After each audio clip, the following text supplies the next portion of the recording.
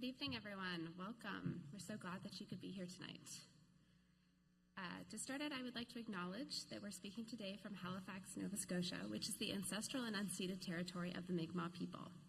Chibukduk, which means Great Harbor, is the Mi'kmaq name for Halifax, and during this event, as we consider the future of the space industry, I think it is also important to reflect on the land that we live on and our responsibility towards it. My name is Alexandra Fenton, and I'm the Executive Director of Supernova at Dalhousie University, a not-for-profit initiative of Dalhousie University that reaches over 15,000 youth annually with science, technology, engineering, and mathematics programming. I graduated in 2014 from Dalhousie University with my Master of Arts and have since dedicated myself to promoting STEM education to youth through a wide variety of programs. I'm delighted to be here this evening to host this program alongside Katerina. I'm Katerina Vinogradova, a third-year chemical engineering student with a distinct affinity for all things space. I've been a part of Dalhousie Space Systems Lab since my first year at Dal. Currently, I'm the Vice President of Dal Space Systems Rocketry Division, with hopes of developing Dalhousie's first hybrid rocket engine. I'm also excited to be co-hosting here with Alex.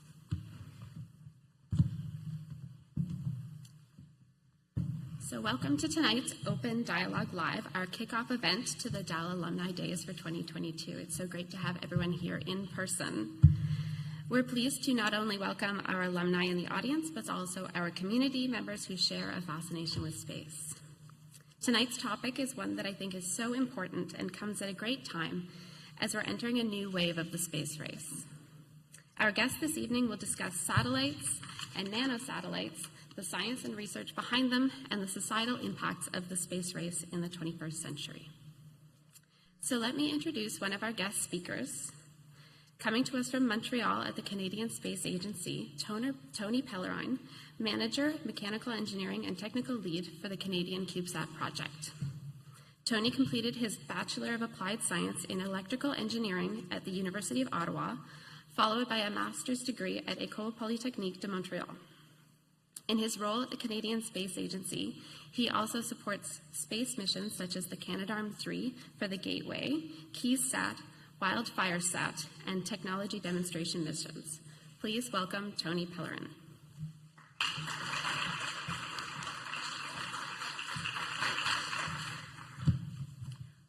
Also with us this evening is Arad Gharagozli, a Dalhousie alum who completed his Bachelor of Engineering in Electrical and Computer Engineering in 2020, and most recently his Master's in Applied Science this year.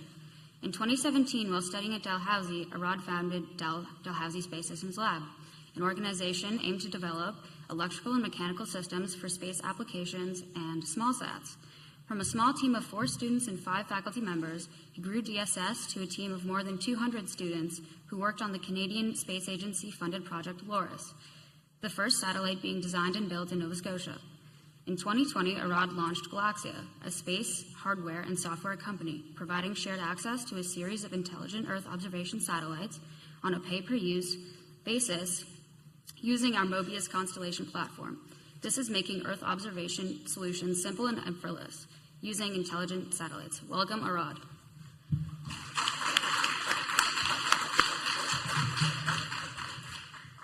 Lovely. So we'll jump right into today's first presentation with Tony Pellerin. Welcome, Tony. All right. So thank you for inviting us. First and foremost, I wish I could be on site with you, but unfortunately, due to the event that you all know, it's a bit more difficult. Anyway, so I'm very pleased to be here, and it's always fun to be invited to share the cool stuff that we do at CSA. And I'm also very pleased to share the stage tonight with Arad, a good friend who has a very good success story to share with you. And I'm a bit proud of being part of it through the CCP project. So I'm going to share my screen, and let's make sure that this works flawlessly. Okay, so I'm assuming that you can see my screen now. So listen, I have prepared a presentation called Canada and Space: Evolution of Spacecraft, and I think the most difficult thing in preparing these type of presentation is to limit ourselves to 25 minutes because we have so many great stuff to share. So I had to make a selection of what I'm going to present tonight, but I've also decided to go back in time so you guys understand where we come from. There we go. So if we go back in time to understand the famous space race, people know that in '57, the first country to put a spacecraft in space was Russia with Sputnik. And the gentleman there on the right side is called John Chapman. And John Chapman was working in Canada, the Communication Research Center at the time. And he's actually one of the first human beings to actually capture a beacon which is a signal from Sputnik. And that actually sparked John's imagination of Canada leading activity in space.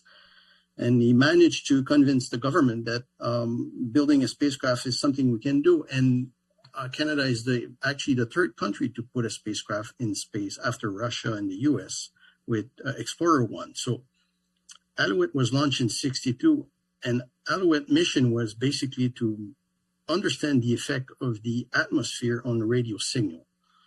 You have to realize that at the time, everything needed to be done and learned because it was nothing was ever actually sent in space by human before that to do that kind of stuff. So Alouette was a very successful mission, and it was followed by another type of spacecraft called ISIS. And ISIS was a bit more sophisticated than Alouette, and it was basically designed to make a better understanding of the upper section of the atmosphere, called the ionosphere. And they also included the camera on board ISIS that allowed capture image of the northern light. And so that was also a first in space. And that was done in '69. And if you remember, in '69 was also a great year for the space race with the landing of Apollo on the moon with obviously Neil Armstrong and Buzz Aldrin. And not everybody knows that, but Canada had a big role to play in that mission. And I'm actually making fun of my US friend when we meet with them because they brag about being the first to put their foot on the moon. But actually what happened is the landing gear for the lunar module was designed in Canada and built in Quebec. And I turn around to them and tell them, well, listen, Canada was the first to put feet on the moon with the lunar module. So that's a good joke that goes around in the building. And we also had very great engineer working on the Apollo program, but we also had the medical doctor on the ground to witness the health of the astronaut, was also a Canadian. Now, if we go back to spacecraft, as you know, Canada is a big country, and telecommunication was a wheel that the government wanted to make sure that we can reach every single part of the country. And the best way to do it is to basically put a spacecraft in space on an orbit that we call geostationary. And it's basically an orbit that follows the rotation of the Earth. So it's always looking at the same place. And if you look at the shape of the spacecraft, it's kind of circular spacecraft. And in those days, they were built that way to maximize the volume we had in the rocket. And then they would put solar cell all around, and the spacecraft would be in a spinning mode. So these are called spinner. And the reason they would spin it, they would basically get some stability in that axis of rotation, just like a toupee. And Canada was very successful in this communication program. And following that, we had eventually in mid-70 a spacecraft called Hermes. And Hermes was at the time the most powerful satellite ever built. And if you look at the solar array, they were in a deployed configuration. So then we shift from spacecraft that actually spin in space to spacecraft that would be what we call three-axis stabilized. So they would stabilize themselves with wheel inside the spacecraft. And that allowed to have much bigger solar array and hence much bigger power. And so this is the type of spacecraft that was first used to do telemedicine type of communication. So this, I'm not going to go through all of them, but this is a timeline of basically what Canada has done in space in terms of SATCOM and initial spacecraft, but you can see that we've been very active in building spacecraft for communication in space since the beginning. So Canada is actually recognized as being a world leader in SATCOM. And if you remember, in the early 80s, the Space Shuttle program was very popular, and the NASA invited Canada, because of our success with the lunar module, to build a robotic arm that would go in the shuttle to help the astronaut manipulate cargo in the cargo bay. And that was called Canadarm. And the first one was launched in 81, and we actually built 5 of those. One of the most successful mission of Canadarm was to rescue the Hubble Space Telescope, and this is the other picture you see there. So that was a very famous, also IMAX movie made out on how they fixed that spacecraft, which was a big telescope in space. And because of our ability to design, build robotic and good stuff for NASA, they actually invited us also to fly Canadian on board. So this is when the Canadian astronaut program was put in place. And since the beginning, we actually hired 14 different astronauts that basically flew in space on different missions. And the most recent picture that you see on the bottom left is the 4 active astronauts that we have right now. And the shuttle program was basically put in place to do science, but with the main intention to build what we call the International Space Station.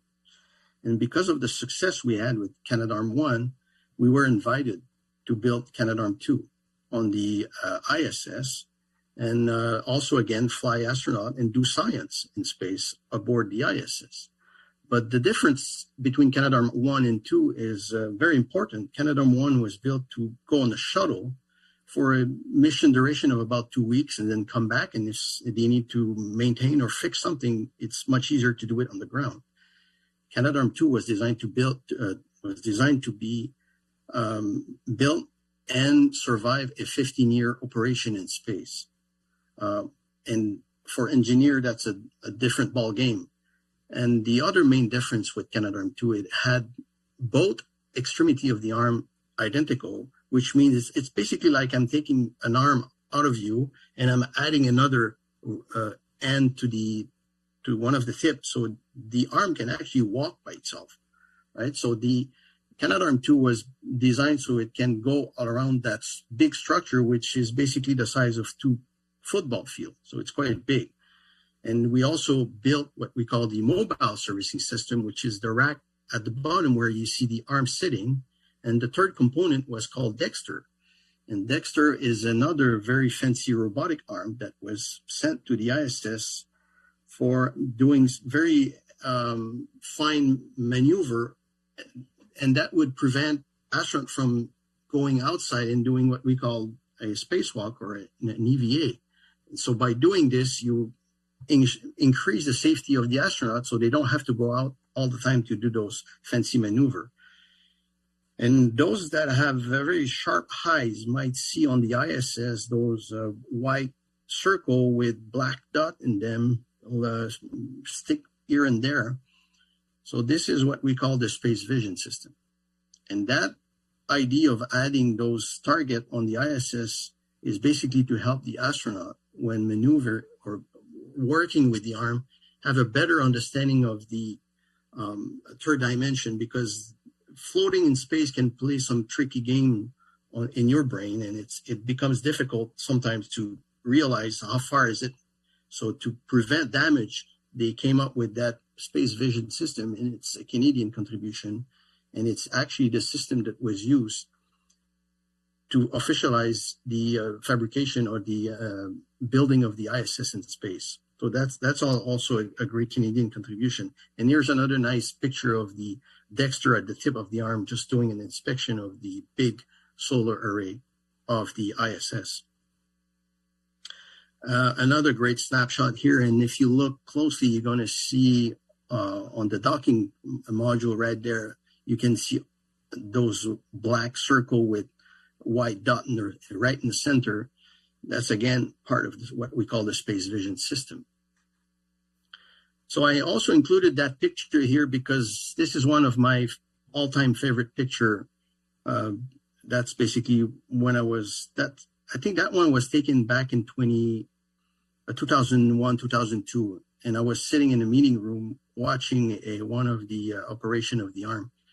And it struck me right there that I realized, boy, this is just like when I was a kid watching those Star Wars movie with robots and spaceship docking. And so I was quite amazed by this picture. And this is when I realized that I'm actually doing very cool stuff. So I think that's a very good picture for me.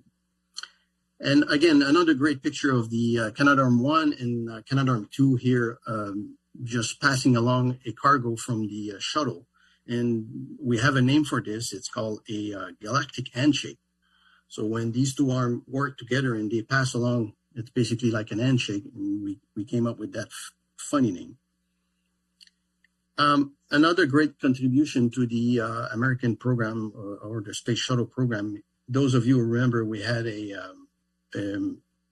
one of the shuttle Challenger, actually no, it was Columbia, sorry, who actually burned during the re-entry in the atmosphere due to the thermal shield under the space shuttle that was damaged during liftoff. And then what they came up with is we need another boom and a laser to do some inspection of the belly of the shuttle once it's in space to make sure that it can safely re-enter the atmosphere. And so that was us, again, built by Canada and provided to the space shuttle program. Now let's go back to spacecraft for our satellite more. So in 95, we decided to build the first Earth observation spacecraft. Actually, we started earlier than that, but was put in space in 95. And RadarSat-1 was a very successful mission. And basically what it is, it's instead of using an optic to take image with the sun shining on the Earth and reflecting back to the camera, it's actually using its own signal. It's sending an RF signal to the ground and it's bouncing back just like a radar. And it can analyze this image reflected back to the spacecraft and create image that we can see. And RadarSat was one of his main goal was also to make a very fine detailed map of the Antarctica, which you see there on the right. And that was done in a 2 weeks period. So imagine doing a map of such a difficult place to access. And because the spacecraft has to go to a polar orbit. So that was a very successful mission, RadarSat-1. And we also became kind of world leader in building a RadarSat type of spacecraft in Canada. So we followed this one with RadarSat-2 in 2007, which was also, again, a very successful mission. But the difference this time is the radar was designed slightly different that would allow to increase the accuracy of the image and so better image quality, basically. And you can see there on the right hand side, that's the spacecraft in a folded configuration that will go and sit on the rocket interface that you see in the back of the picture. But it gives you an idea of the size of those spacecraft. So these are quite big. And they are designed to last in space for 5 to 10 years. But RadarSat-2 has been in space since 2007 and it's still operational. But eventually we need to, because the image coming out of those missions are so useful to Environment Canada, for example, that we have to plan for their replacement. So we came up with an idea of, instead of launching one spacecraft, why don't we launch 3 and call it a constellation? And the intent here is to have basically, again, very good image quality, but a revisit time much quicker. So that's me there on the picture, standing very proudly in front of those spacecraft. I was part of the integration of those spacecraft into the rocket for the launch, which is where you see the fairing of the rocket at the end there. So we launched those 3 spacecraft together, which again was a first. And it was quite amazing to see that launch and the success of RadarSat. So RadarSat Constellation is ongoing, operational, and it's providing great quality image. Other spacecraft that we've built in with time, 2003 was also a great mission that I wanted to share with you guys, because Sciset was a mission and a spacecraft designed to measure what actually the ionosphere and what we call the ozone layer. Those that lived in the 80s remember that the government was a bit worried about the hole that was increasing in the ozone layer, hence increasing the radiation on the Earth and the what we call the climate change. So the government put in place a regulation and rules to prevent people from using CFC, for example, which is a type of coolant you use in air conditioning or fridge. And what a better way to see if these regulation actually work. So Sciset was put in space to measure the size of the hole in particular. And we demonstrated using that mission that it actually worked. So the effort put in place by the government actually paid off. So that's a great success story. And then also in 2003, we had a spacecraft called MASc. And pay attention to the size of that spacecraft. In those days, building spacecraft that size was starting what we call a microsat. And it was a new trend in trying to build stuff much smaller, hence reducing the cost of the launch. And MASc stands for micro oscillations of stars. So basically what MASc is doing, you can see that there's a small door there. It's open and there's an optic instrument behind it. It's actually looking at star for a long period and it's very steady.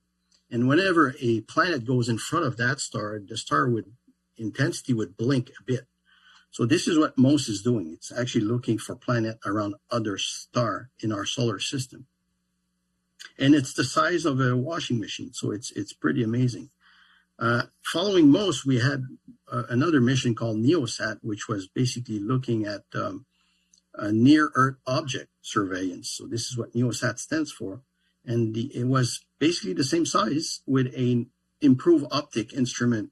But Neosat was also looking at debris in space and trying to find if there are asteroids that we are not in the catalog right now. And if you look at the angle on the baffle there, which is the instrument sticking out of the spacecraft, and there's a slant angle to it. That allowed the actual spacecraft to look at region around the sun that nobody looked at before. So that's another very successful mission. And M3MSat, also the size of a washing machine. And again, me there standing very proudly pointing at an instrument that I have worked on very hard, which is called a radiation monitor. But basically, M3MSat main mission was to capture signal from ship in the sea to make sure that we have a good map of where are all the ship on Earth.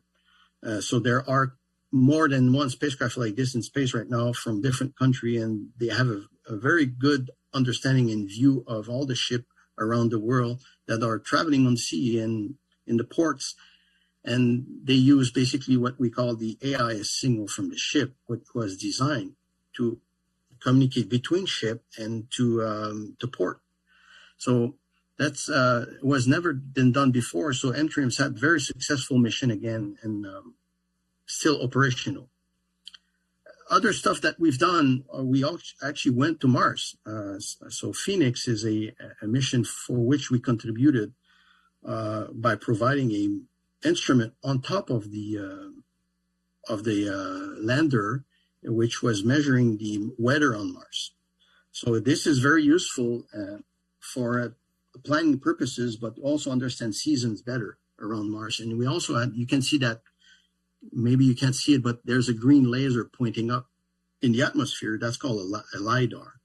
So it's basically also an instrument that looks at the content of humidity in the atmosphere of Mars. And that's also a Canadian contribution. That's another picture of Phoenix, so you have an idea of how big it was. And that's the final stage of verification and integration before we launch it. And a cool story about Phoenix is when Phoenix landed on Mars, the actual propulsion system underneath that slowed down the lander actually removed a lot of dust while reaching the ground. And they had a camera underneath and they saw that white patch underneath. Now remember, this is 2007. There was still a lot of search of water on Mars. And so that's a great picture. And they immediately realized, okay, we have something here. So one of the instruments on Phoenix was that scoop that would actually dig some dirt and put it in that. If you look on the left-hand side, there's a small window there that they would drop the dirt in, and then they would do some chemical analysis and determine the content. But if you look on the right side, that's a picture of the scoop on the ground, and you can see that there's something white underneath. And so they basically retook a picture of the same area a couple days later to realize that the white area is actually reducing in size. So that's a great indication that this is probably water. So kind of the first real proof that there's water on Mars was done with Phoenix.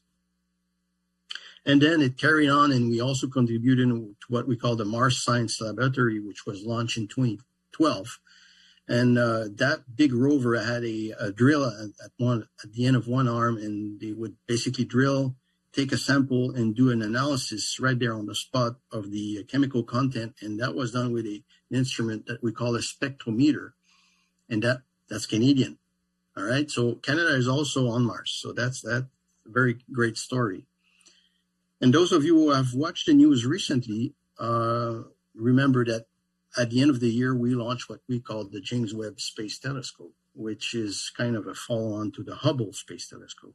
And Canada has contributed to that mission by providing what we call the Find Guidance System, which is basically a gizmo that goes behind the big telescope mirror that you see there that would actually help James Webb to point and stay focused at one point.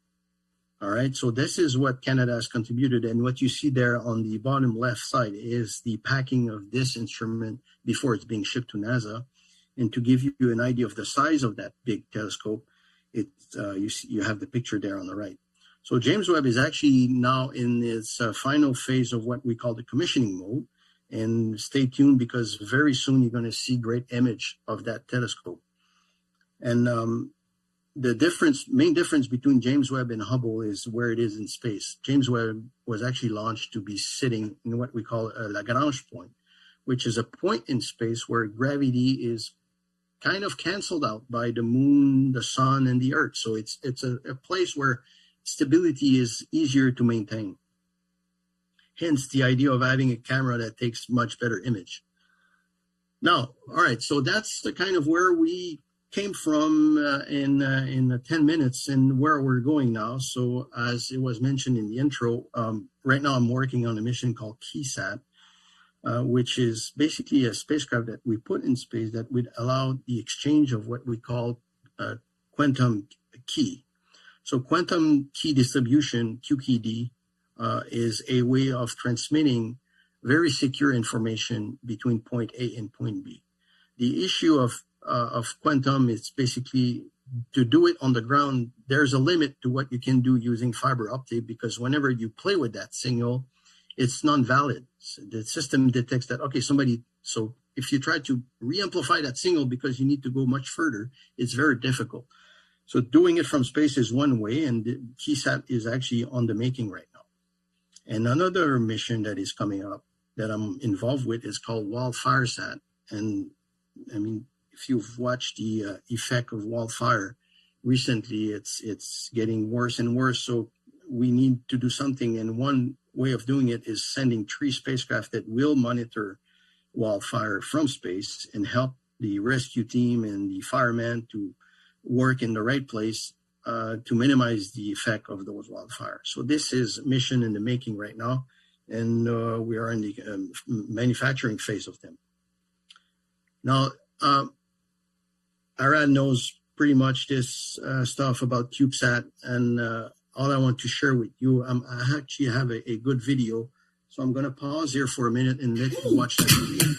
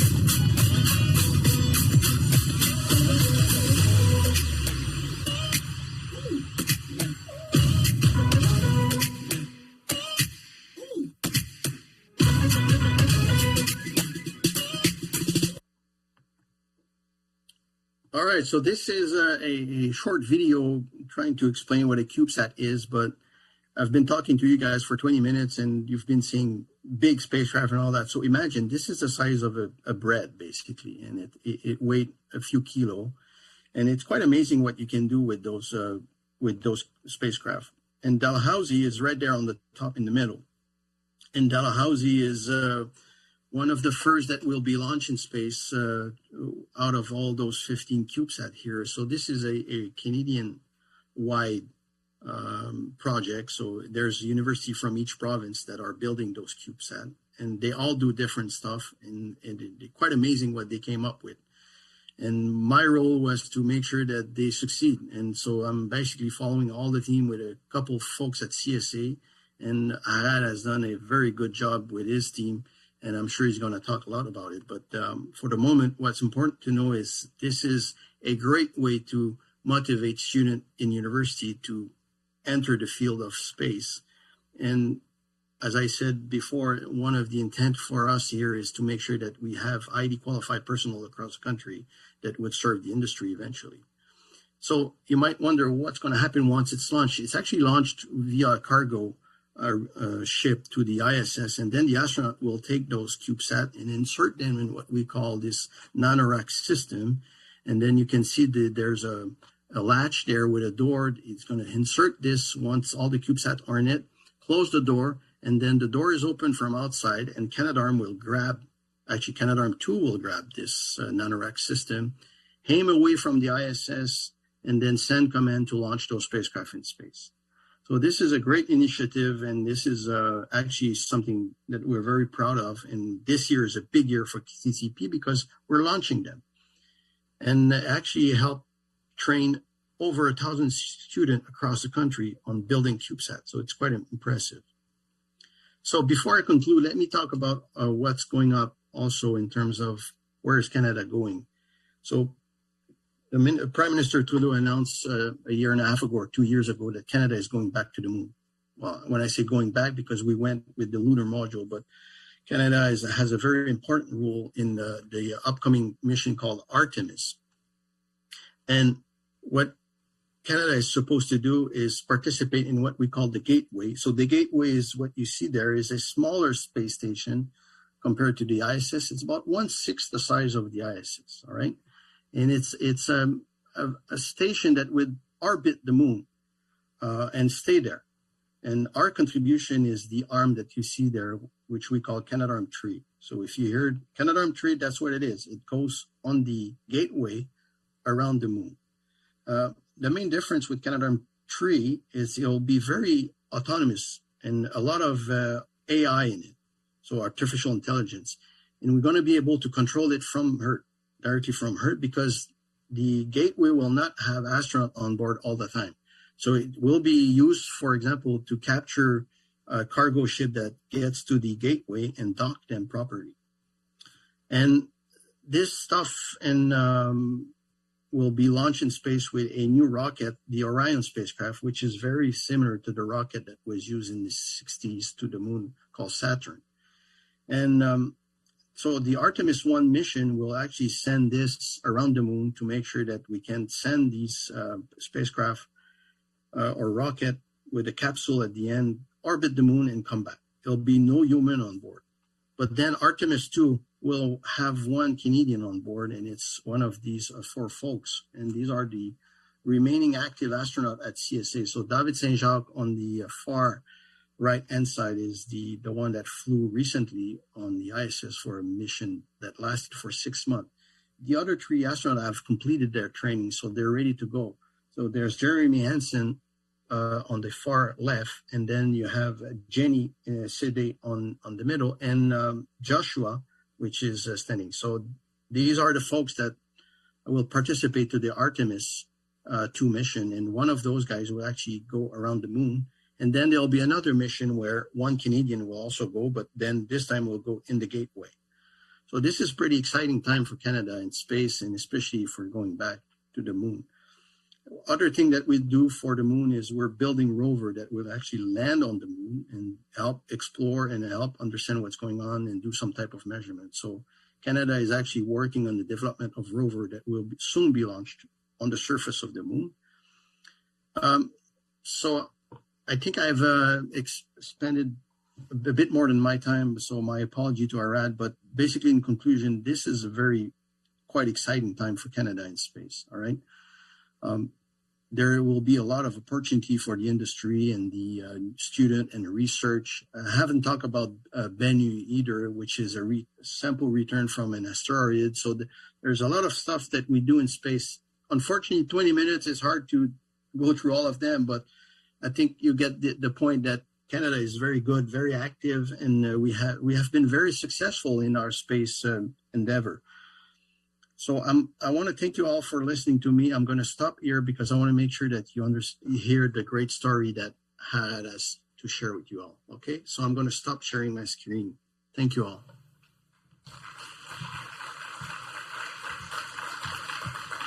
Thank you so much, Tony. It was very interesting to hear about the history of Canadian contributions in space. I'll just let you all know there are QR codes on your table. We'll be taking questions after Arad's presentation, so feel free to start formulating those now. But for now, we'd like to welcome Arad to the stage.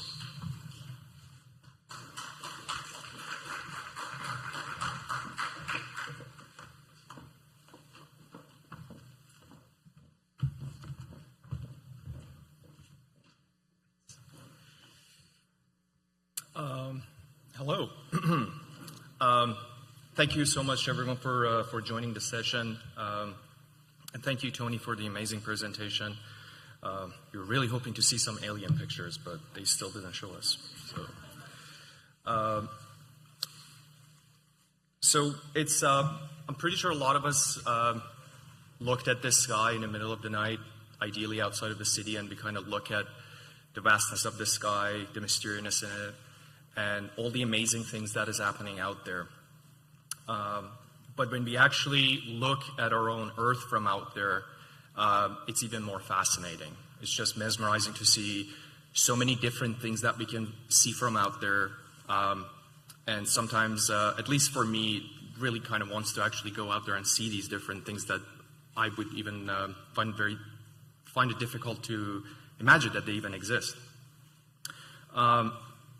So that was pretty much it for me. That was the driving force to just be, or pretty much just fall in love with space. It wasn't that difficult, and I'm pretty sure that's the case with a lot of people. But I didn't want to be an astronaut. I don't have it in me. I'm not going to kid myself. I really like building things, and I especially like building space things.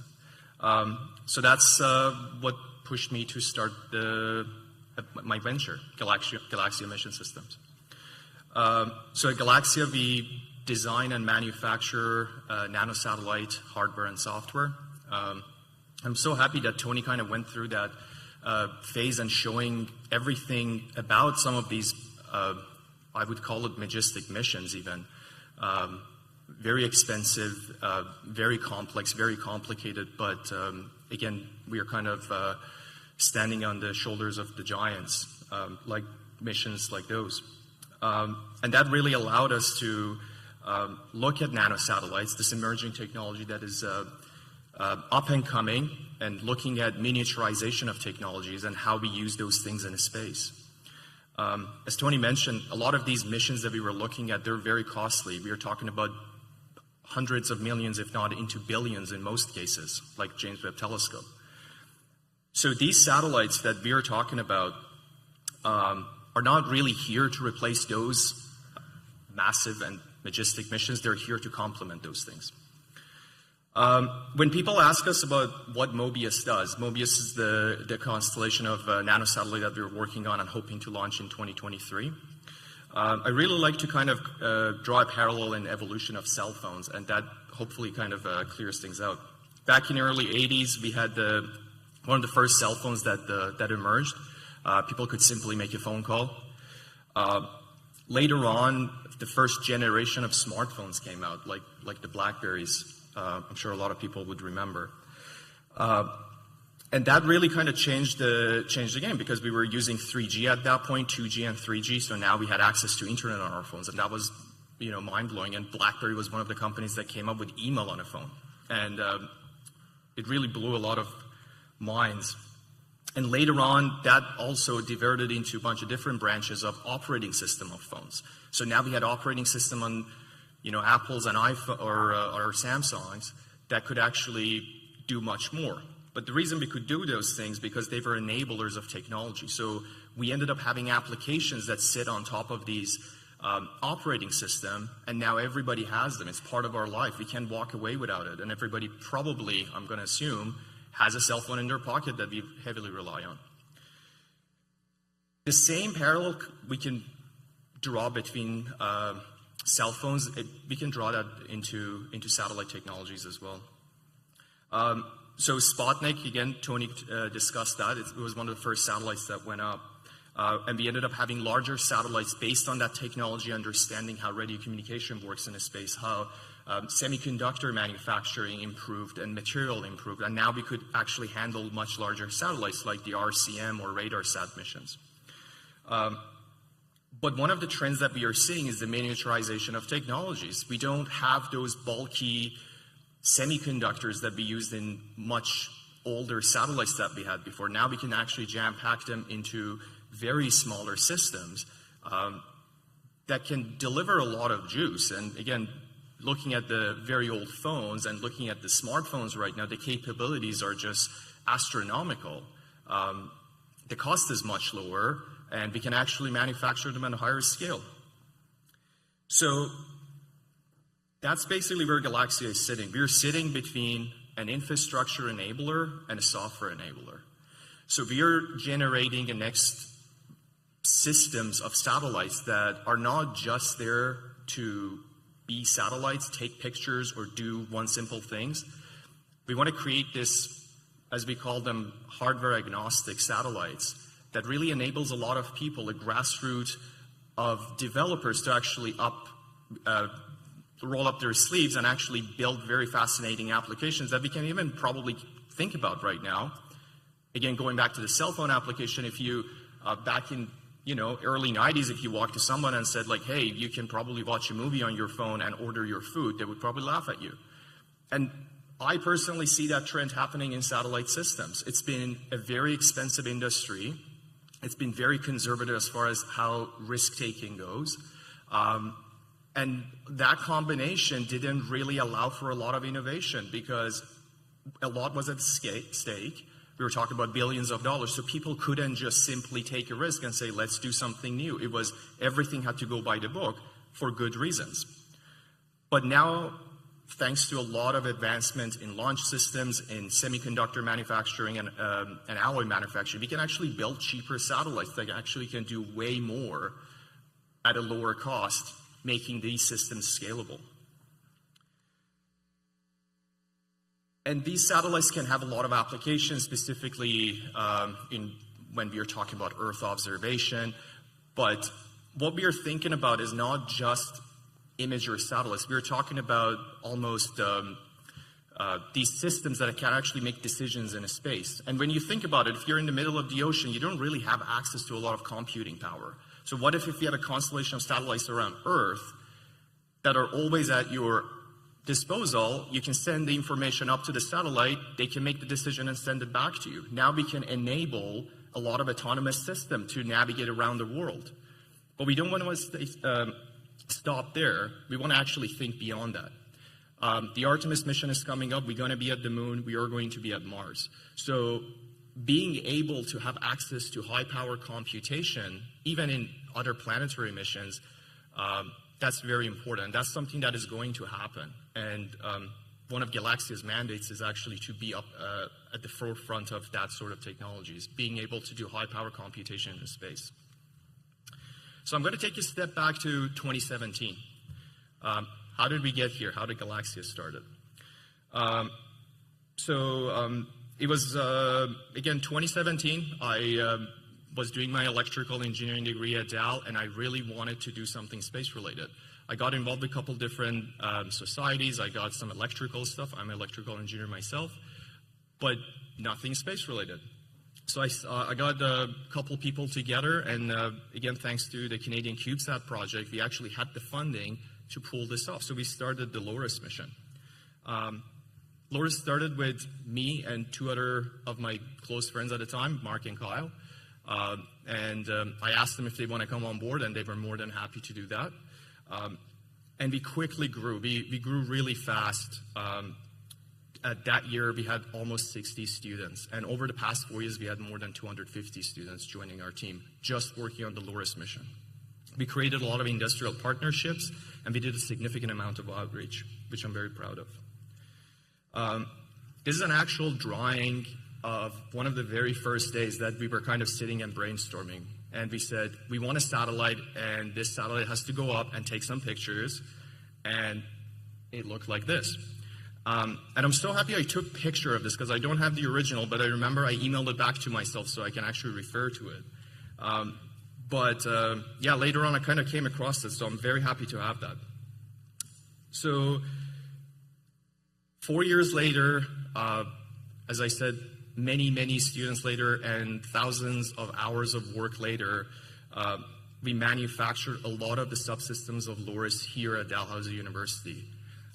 We build electrical systems, we build mechanical systems, we manufacture the chassis using aluminum alloy, and we wrote significant number of lines of software for the satellite, and we did all of these here at home. And that was one of the key things that I really wanted to do with Loris. I didn't want to just simply take the money that we got from CSA and go buy pieces of satellite, because I don't think that was the point. The point was, as Tony said, building HQPs, highly qualified personnel.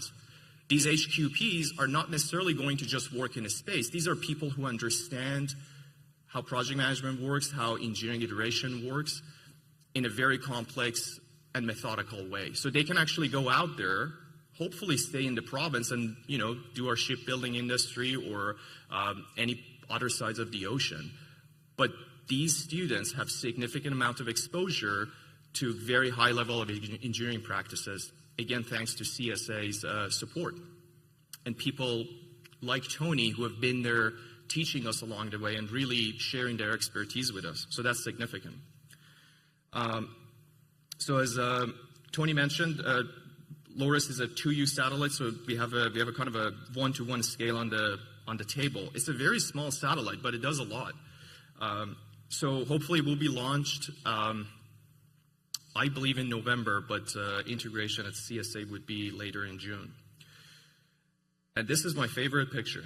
So the picture on the left is the one I showed you, and the one on the right was taken about 2 weeks ago, and that's actual Loris. We've been integrating that at Galaxia's office. So we have come a long way, and I'm very proud of every single person who really contributed to this project, and I really want to thank Canadian Space Agency for that. But taking a step back from that, doing the DSS was a great thing. I felt like we really engaged a lot of students who were super eager to do very interesting stuff. But it was my firm belief that we shouldn't just stop there, because a lot of students come in, they want to do it, but they're almost delayed by a year or two because they want to kind of pick up some speed. So we wanted to take a step back, and that's where we partnered with Supernova at Dalhousie. So they've done an extensive amount of outreach as far as STEM goes, and we thought this would be a great partnership. So we partnered together and we started the Atlas Academy.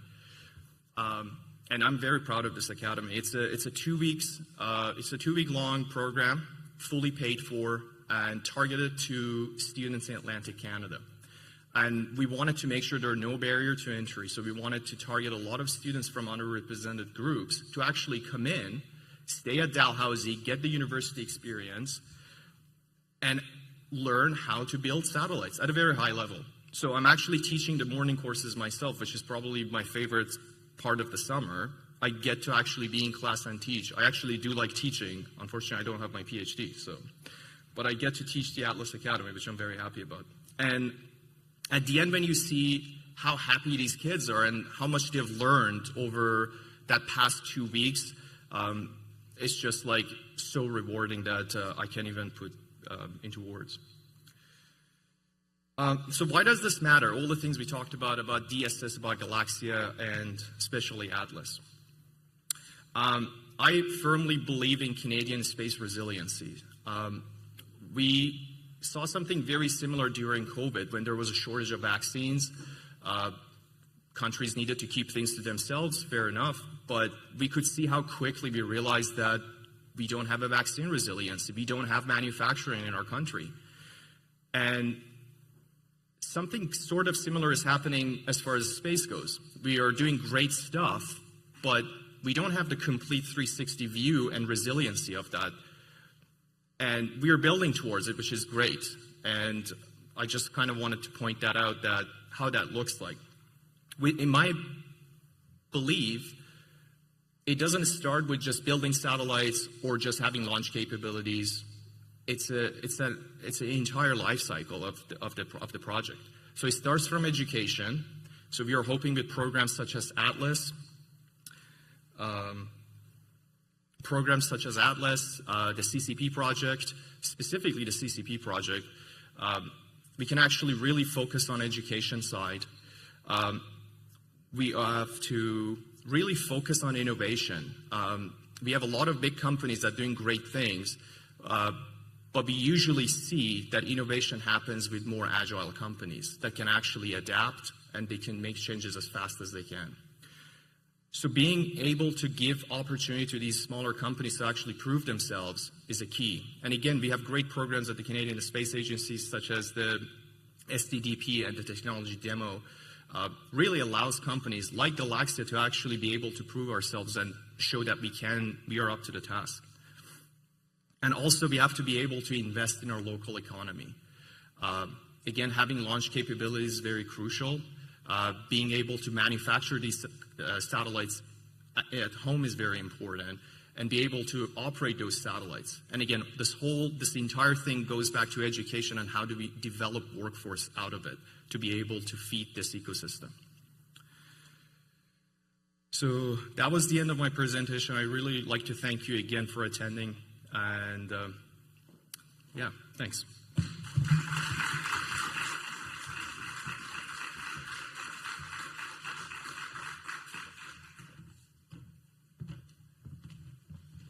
Thank you, Arad, for such an insightful presentation. And thank you so much to the both of you for providing such an incredible expertise on this very timely topic. Throughout the presentations, viewers have sent in questions, so we're going to take time to pose them to you and get your thoughts.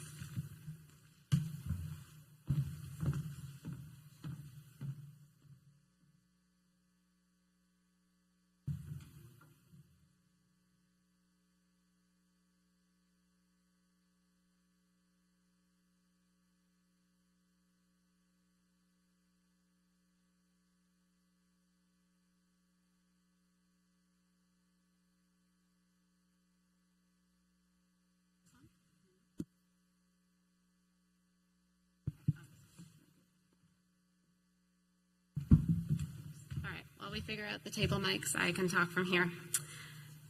So we will be having our questions come to us via text message, so we'll be referring to our phones a little bit. But our first question is for Tony. We're wondering, how does the Canadian Space Agency balance making satellites more accessible to everyday Canadians with keeping us all safe and with space uncluttered?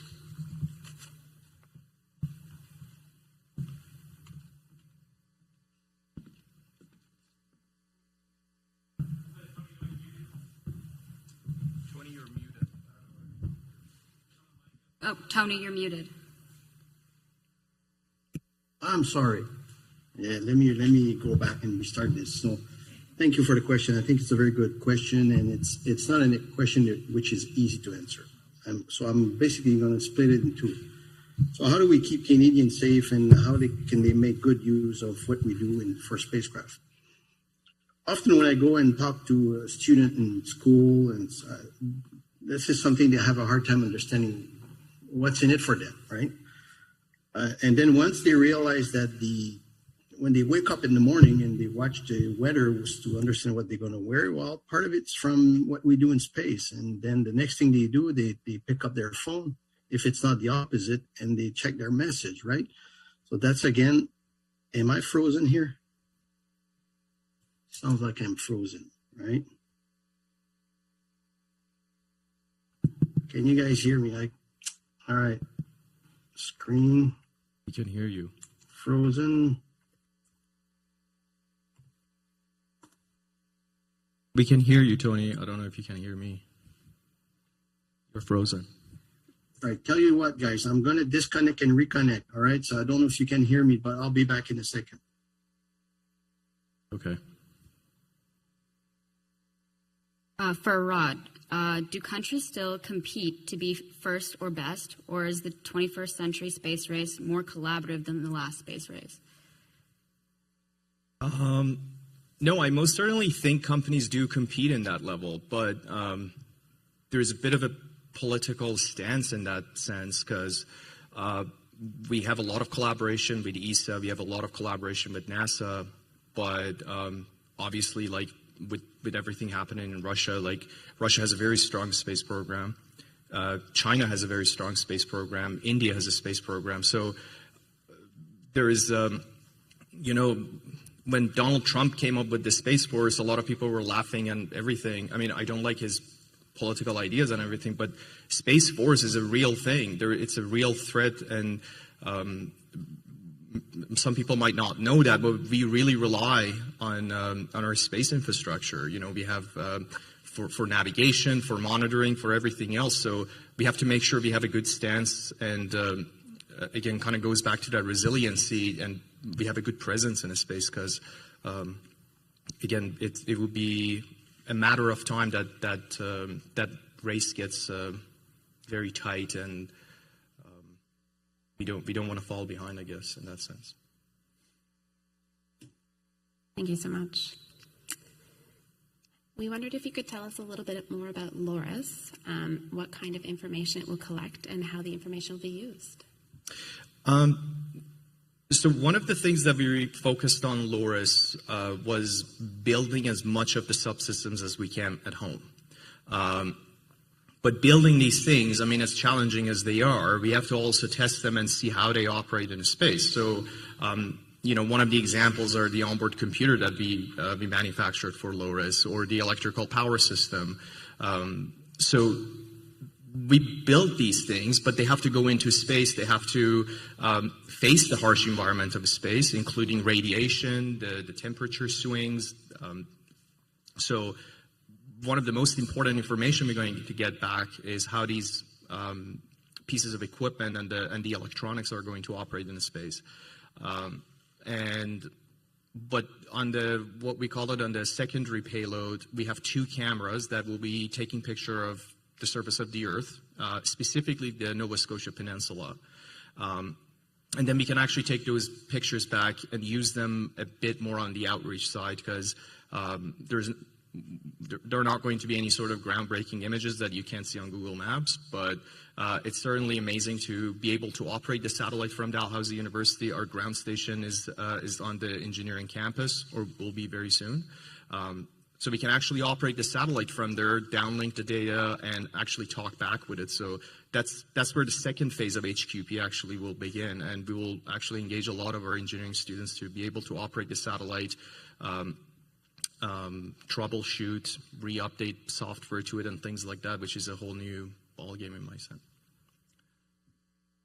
That's great. I have a question for the both of you. So many cool things are on the horizon in the next space race. What is the thing that you're most excited about? I'll let Tony go. Oh, okay. Yeah, there are a lot of interesting stuff. What I'm very interested about is actually the Artemis mission, going back to Moon.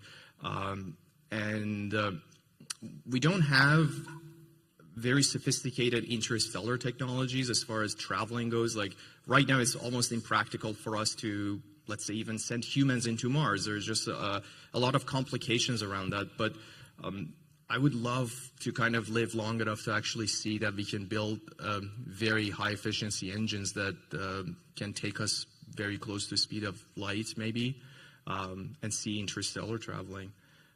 But in the short term, again, just being able to go back to Moon through the Gateway mission is amazing, and being able to have access to Moon. Tony, did you want to respond to that as well? Yeah, listen, I'm sorry I had, it's funny because I need to go back to the first question because my screen actually froze right there in the first question. So I kind of missed the other question, but nevertheless, I'm sure Arad had a very good answer to those. But, and that's a perfect example to show why satellite are important in our daily life. I just lost the connection. So anyway, the question was safe for human, right? Well, I've talked about QKD, which is one way to make sure that we can have secure communications for bank transfer and all that to make sure that we prevent hackers from stealing our money, right? That's a good example. Another good example is the WildFireSat. WildFireSat is there to make sure that we can help people's and the rescue team and save life. And we have search and rescue spacecraft in orbit that help search and rescue mission. Communication is so important. For example, telemedicine to help people in the north because we have so many northern community. So communication is very important.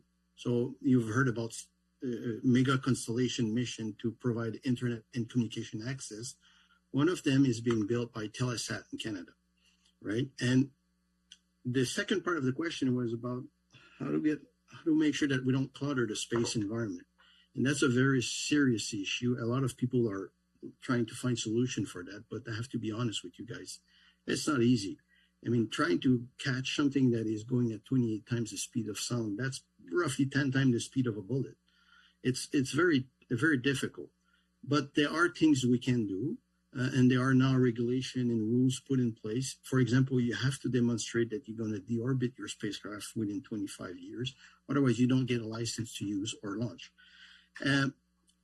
Canada is also very strong in robotic, and we have a project going on to design what we call on-orbit servicing. And where there is money to make, you're going to find people build business around it. And I predict one of the good business that will come up in the space industry is to go up there, capture space junk, and bring it back to Earth and burn it in the atmosphere. So it's a serious problem. People are looking at it, trying to find solution, but I have to admit it's not easy to solve. So much. The audience is wondering, Arad, will the Canso spaceport in Cape Breton be important for launching satellites? Yeah, absolutely. And again, it goes back to the point about resiliency. Right now, Canada does not have its own launch capability. So we can build satellites. We can write good applications, and we actually have very good, sophisticated companies who can actually take that information and run analytics on them. So we have a lot of interesting stuff, but we are still depending on U.S. at this point, or in some other cases, either to India, or we used to do with Russia as well, I guess. But it's very important for us to be able to have our own access to space. It's just very similar for a country that is that has no access to water and is land surrounded, and it would be very important for them to have access to water.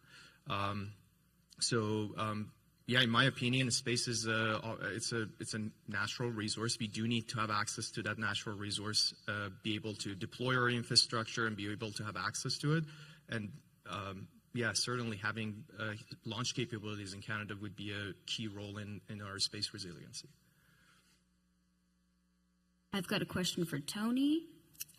Is there a role for other science disciplines such as chemistry and biology to play in the Canadian space strategy versus traditional engineering and computer science sectors?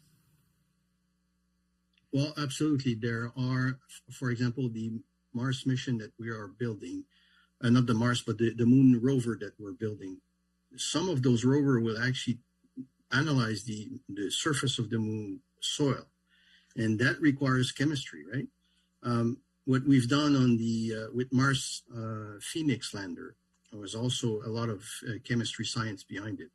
So, and one of the Cubesat that is part of CCP from the University of Manitoba is launching a different sample of material from Earth and to study and understand the effect of the exposure to UV in space to those material. So there's definitely a lot of other science discipline involved in the space program right now. And we have a great science advisor at CSA that is pushing for more, right? So this is good. All right, great.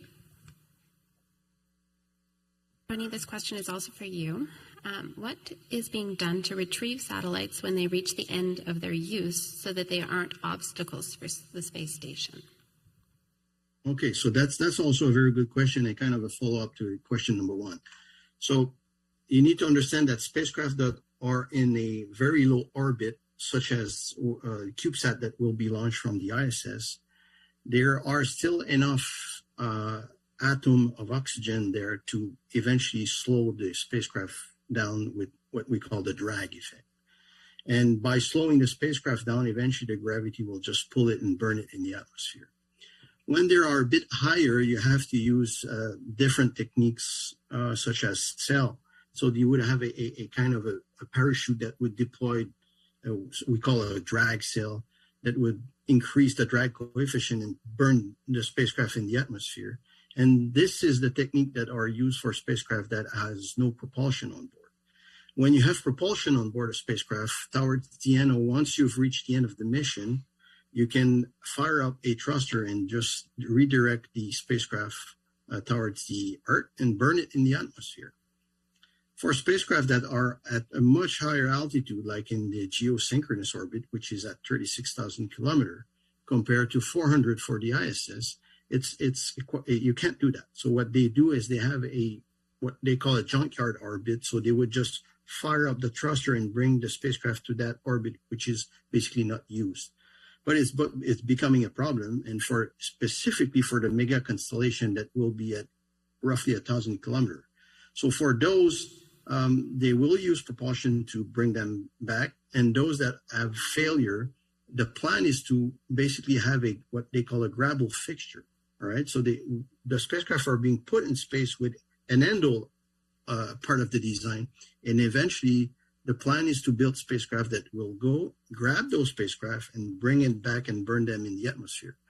But this is all in the making. It's quite a difficult challenge, and it goes back to the question as how do we keep the space environment safe and useful, and so we can use it, right? Thank you so much.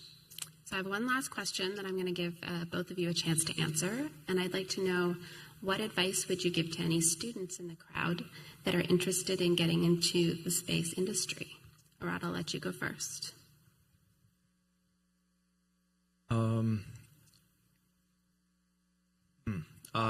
I mean, thankfully, there are a lot of ways to get exposure to space. Again, thanks to programs such as CCP, that really allows students to have that hands-on experience with space without really having to worry about the cost, because it's very expensive, and that was one of the barriers for us at the very beginning. So I think as long as you have passion for it, if you want to make time for it, the opportunities are there. Again, right now at Dalhousie, we do have the Dalhousie Space Systems Lab. As Kat said, she started with us when she was in her first year, and she's the vice president of rocketry now. So she's starting the entire division on the rocket systems. We are starting the Mars Analog division that is going to focus on how to build rovers. And obviously our veteran division, which is the spacecraft division, will continue to work on. Hopefully, we will see more CCP projects coming out, so it would really engage students in that way. But there are a lot of opportunities as long as you're interested. The only thing I can say is if you really want to get there, you really have to put the time and effort into it. Being a student is very busy. Being an engineering student is extra busy. But if you want something, you really have to work for it. So, but the opportunities are there. Thank you. And Tony, did you want to respond as well? Yeah, I think I had pretty much covered it, and I think one of the most important words he said is passion. So you have to be passionate about it. So basically the point is find something that you're passionate about and work on it and find a fit for it in the space industry. And the other thing that it is important to realize is at CSA, we have about 700 people. I'd say half of those people are engineers. So there's about 350 engineers at CSA. And we have about 100 scientists. I mean, the other people working at CSA, we have finance people, business, lawyers, and they are all part of this adventure that we design and build stuff in space. And the same goes to the industry. When you go to MDA, it's not only engineer. They have a lot of finance people and business people and admin people. So you don't have to be an engineer to participate in this space endeavor. I mean, it's open to a lot of other discipline.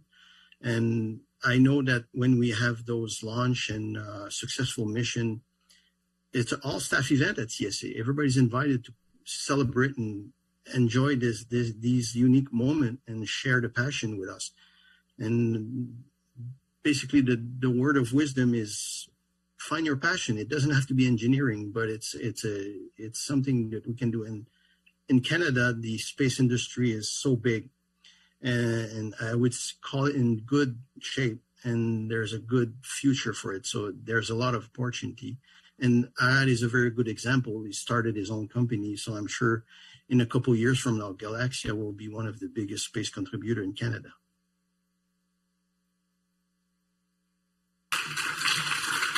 Thanks, Tony. I just wanted to reiterate something. I absolutely agree with you on that. So when I was talking engineering, absolutely, like the DSS is actually a very multidisciplinary team. We actually had problem engaging more students I personally did try to engage people from the marketing department, from arts. One of the biggest challenges actually that we face, and I would say it's probably the same even for CSA and most other very deep tech companies, is actually being able to tell your story, being able to engage people who don't necessarily know a lot of the technical aspects of it. So as Tony said, I think the most important part is like, what is your passion? What is that thing that really drives you forward? And once you find that, there are a lot of different things you can do to just be close to space, and engineering is just one aspect of it. As Tony said, there are a lot of science aspect to it, obviously, but most importantly, there are a lot of people who are actually making these happen, anywhere from finance to legal but again, most importantly, being able to communicate that engineering to the general public is one of the most important things, and that's why we really focus on the outreach, to be able to talk to people, to tell them what's going on, and what's happening behind the scenes. So I absolutely agree with that. There is a lot of room for everyone to participate in this. Thank you so much, Arad and Tony. Thank you all for joining us this evening. As you know from registration, we have a few door prizes to draw before we wrap up. I think Kirsten has some things for me here. Okay, so the draw for the gift bag. So the first winner is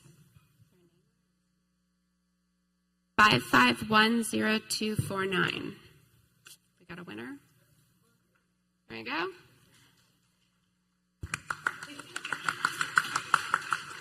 The second is 55100017. And the third is 55100002. And the winner of our grand prize 2 tickets to Resounding tomorrow evening is Kim McLean. So congratulations, Kim.